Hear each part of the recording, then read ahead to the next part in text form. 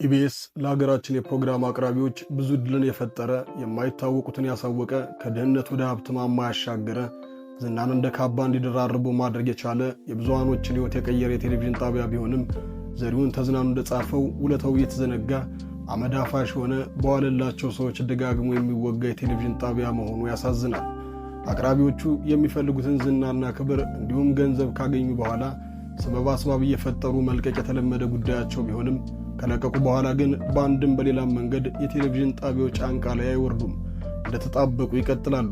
ሲያሻቸው ጣቢያው ጎዳቸው ይመስል ከወጡ በኋላ እያለቃቀሱ ሲያወሩ ይታያሉ። ሌላ ጊዜ ደግሞ ከሃይማኖት ጋርም ሲያያይዙት እንመለከታቸዋለን። ታዲያ በቅርብ ጊዜ ኢቢኤስን የለቀቁት ሰዎች ናፍቆት መቅደስና ሊያ ከነባሏ ግን ከሁሉም ከፋ ያሉ ድርጊቶችን ከኢቢኤስ ከለቀቁ በኋላ ይፈጽማሉ። በዚህ ቪዲዮ ውስጥ ኢቢኤስን ለቀው ግን ዘርፈውት ወደ ሌላ ጣቢያ የወሰዷቸውን ፕሮግራሞች በዝርዝር እንመለከታቸዋለን። አጀብ እንላለን። ቪዲዮውን ላይክ እያደረጋችሁ አብራችሁን ዝለቁ።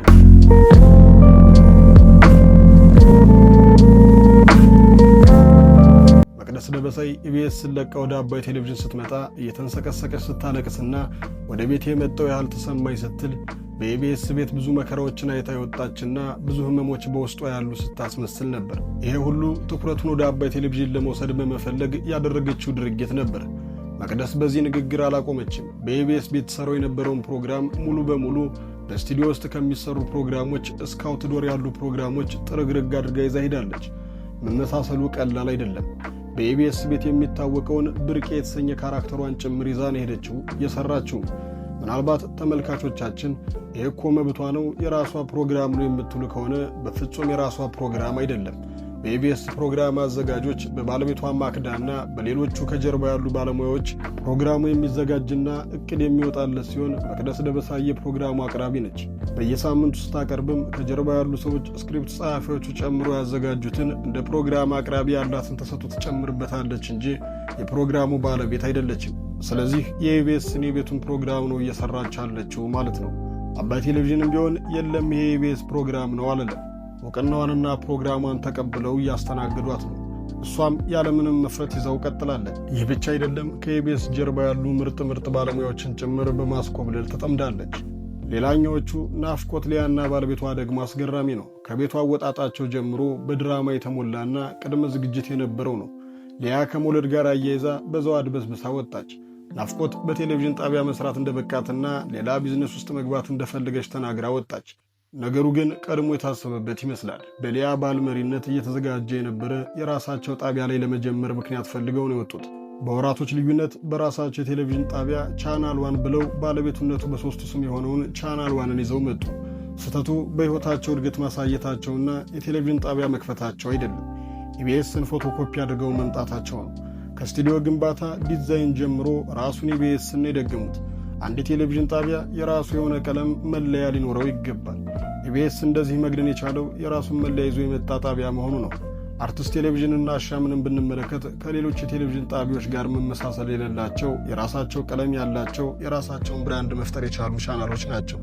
የነሊያ ቻናል ዋን ግን ኢቢኤስ ቁጥር 2ን ይመስላል። የስቱዲዮ መመሳሰላቸው አስገርሞን ሳንጨርስ የፕሮግራም ይዘቶቻቸው ግማሹ በከፊል ሌላው ደግሞ ሙሉ በሙሉ መመሳሰልን የያዘ ፕሮግራም መስራት ጀመሩ።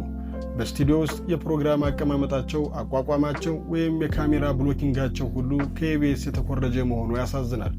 1 2 3 ሙሉ በሙሉ መመሳሰል ያላቸው ፕሮግራሞች ብቻ ስንመለከት በኢቢኤስ ቤት ከጥንት ጀምሮ በአስፋውና በራኬብ በዋለልኝና በሰላማዊት ሲታወቅ የነበረ ድራማ ስራዎች ወደ ቻናል ዋን አምጥተው እየሰሩት እንመለከታለን። ገጽታን ቀይረው የመጫወት በተለይ ደግሞ ከእርጅና ጋር የተገናኙ አጫጭር ጭውውቶች በኢቢኤስ ቤት የለመድነው ስራ ሲሆን በዚሁ በቻናል ዋንም አምጥተው ያለ አንዳች ነገር መጨመር ወይም መቀነስ ይጫወቱታል። ምናልባት አንድ ነገር ጨምረዋል ብለን ካሰብን የፊልም ባለሙያው አድማሱ ከበደን ወይም ደግሞ በወንዶች ጉዳይ አእምሮ እየተባለ የሚጠራውን የኪነ ጥበብ ሰው በስራዎቻቸው ውስጥ ማካተታቸው ብቻ ነው። በዚህ ድራማ የሚመስል ስራ ውስጥ በኢቢኤስ የምናውቀው ገጽታን ቀይሮ ፕራንክ የማድረግ ስራንም ቢሆን አላስቀሩትም። ሙሉ በሙሉ ኮፒ አድርገው በቻናል ዋን ላይ ይዘውት መጥተው እየተመለከትን እንገኛለን። ሌላኛው ፕሮግራም በቅርብ ጊዜ በኢቢኤስ ቤት የመጣው አራዳ ቅዳሜ የተሰኘ ፕሮግራም ሲሆን በራሱ በኢቢኤስ ቤትም ቢሆን ከሌሎች ፕሮግራሞች አንጻር ብዙ ተቀባይነትን ማግኘት ያልቻለ ፕሮግራሙ ለምን እንደሚሰራና የፕሮግራሙ ይዘት ብዙ ግልጽ ያልሆነ ፕሮግራም ቢሆንም ነሊያ ግን ይህንን መተው አልፈለጉም። ፕሮግራሙን አንስተው ወስደውታል። አራዳ ቅዳሜ የሚለውንም ፈታ ቅዳሜ በሚል ስያሜ እየሰሩት አስመልክተውናል። በዚህ አራዳ ቅዳሜ ውስጥ የሚሰሩ የስኬች ጭውውቶች በቻናል ዋንም ቀጥለው እየሰሩት እየተመለከትን ነው። አሁንም ሌሎች ሙሉ በሙሉ መመሳሰሎችን እየዘረዘርን እንቀጥል። በኢቢኤስ ቤት የተለያዩ የፕሮግራም አቅራቢዎች እየተቀያየሩ የሚመሩት በቀድሞ ጊዜ ራሷ ሊያና ናፍቆት ጭምር ይመሩት የነበረው ዙረት የተሰኘው ከስቱዲዮ ውጭ የሚቀረጸው ፕሮግራም በቻናል ዋን ደግሞ አንድ ቦታ ተብሏል። ይህ ፕሮግራም የሚያጠነጥነው ከተማችን ውስጥ ወይም ከከተማ ውጭ ያሉ ለየት ያሉ ሬስቶራንቶች፣ ሆቴሎች፣ የውበት መጠበቂያዎች፣ ስፓዎች፣ ሎጂ፣ የመዝናኛ ስፍራዎችና የመሳሰሉት ሰዎች ለመዝናናት የሚጠቀሙባቸውን ቦታዎች ላይ በመሄድ አገልግሎቱን ማሳየትና የፕሮግራሙ አቅራቢዎች ጉዳዩን እየሞከሩ ስሜታቸውን ለተመልካቾች ማጋራት ሲሆን በኢቢኤስ ቤት በጣም ተወዳጅ ከሆኑ ፕሮግራሞች መካከል አንዱ ነው። ይህ ፕሮግራም ያለምንም መጨመርና መቀነስ ሙሉ በሙሉ በቻናል ዋን ተወስዶ አንድ ቦታ በሚል ስያሜ እየተሰራ ይገኛል። በጣም በሚያስገርም ሁኔታ በትንሣኤ ድረስ አቅራቢነት የሚታወቀው የቃጠሎ ፊልሚያ ፕሮግራም በቻናል ዋን መጠነኛ የሆነ መሻሻል ተደርጎበት በላተኞቹ ተብሎ መጥቷል። የቃጠሎ ፊልሚያ የሚያጠነጥነው ደረጃ በደረጃ የሚያቃጥል ምግብ እንግዶች እንዲበሉና እንዲፈተኑ ሲሆን አንዱ አቋርጦ ከተነሳ ተሸናፊ እንዲሆን የሚያደርግ ሲሆን በላተኞቹ ደግሞ ደቂቃ ተይዞላቸው የተለያዩ ምግቦችን ያቀርቡና ማን ቶሎ ይጨርሳል፣ ማንስ ብዙ ምግብን ያስተርፋል የሚል ውድድርን የያዘ ተመሳሳይ ፕሮግራም ከመጠነኛ መሻሻል ጋር በቻናል ዋን እየተሰራ ይገኛል። ሌላኛው ከኢቢኤስ አቀራረብ ስታይሉን ለመቀየር የተሞከረው ፕሮግራም በኢቢኤስ ቤት ዘወትር ደሳለኝ አሁን ደግሞ ናሆም እያቀረቡ የሚገኘው ማን ያሸንፋል የተሰኘው ፕሮግራም ሲሆን የኢቢኤሱ ጥንድ ጥንዱ ነው። አንዳቸው ለአንዳቸው ስክሪኑ ላይ ያለውን ነገር ማብራራት ሲሆን ቻናል ዋን ላይ ያለው እንደዛው ተመሳሳይ ነው። የተሰጣቸውን ቃላት ለባልደረቦቻቸው ወይም ለቡድን አጋሮቻቸው ማስረዳትና መልሱን እንዲያገኙ ማድረግ ነው። በዚህ ፕሮግራም ላይ አስገራሚነቱ የሎጎውም እጅግ መቀራረብ ሲሆን ሁለቱ እንግዳዎች ታዋቂ፣ ሌሎቹ ደግሞ ከተለያየ ቦታ የመጡ ባለሙያዎች መሆናቸው ፈገግ የሚያሰኝ ድርጊት ነው።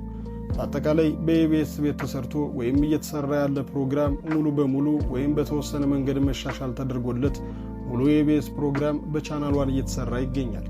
በዚህ ልክ የተመሳሰለ ስራ መስራታቸው ደግሞ አቅራቢዎቹ ሊያና ናፍቆት መኖራቸው ብቻ ሳይሆን የሊያ ባለቤት የሆነው ሳሙኤል በኢቢኤስ ቤት የጀርባ አጥንት የነበረ የፕሮግራም ዳይሬክተር ጭምር መሆኑ የኢቢኤስን ፕሮግራም በቀላሉ ኮፒ ለማድረግ አይቸገሩም።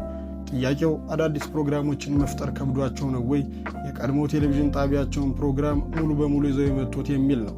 ከኢቢኤስ ጋር በምንም የማይለይ ነገር ከኢቢኤስ ቤት ወጥቶ መስራት የገንዘብ ፍላጎት ካልሆነ በስተቀር ሌላ ምንም ምክንያት አይኖረውም። እንደዚህ ትልልቅ የሆኑ ተቋማት ደግሞ የራሳቸው መለያ ብራንድና መሰረት ከሌላቸው ጸንተው ለመቆም ተቸግረው መፈረካከሳቸው አይቀሬ ነው። ደግሞ ለውቅና ለገንዘብና ለእድገት ያበቃቸውን መልካም ድርጅት በዚህ ልክ ስራዎቹን ይዞ መውጣትስ ምን የሚሉት የበሉበትን ወጨት ሰባሪነት ነው። አበቃን። ውድ የቻናላችን ተከታዮች እናንተ በቻናል ዋን የሚቀርቡትን ከኢቢኤስ ጋር ፍጹም መመሳሰል ያላቸውን ፕሮግራሞችና አቅራቢዎች እንዴት ተመለከታችኋቸው? የእናንተን ሀሳብ በኮመንት ቪዲዮ ላይክ፣ ቻናሉን ሰብስክራይብ በማድረግ ቤተሰብ ይሁኑ።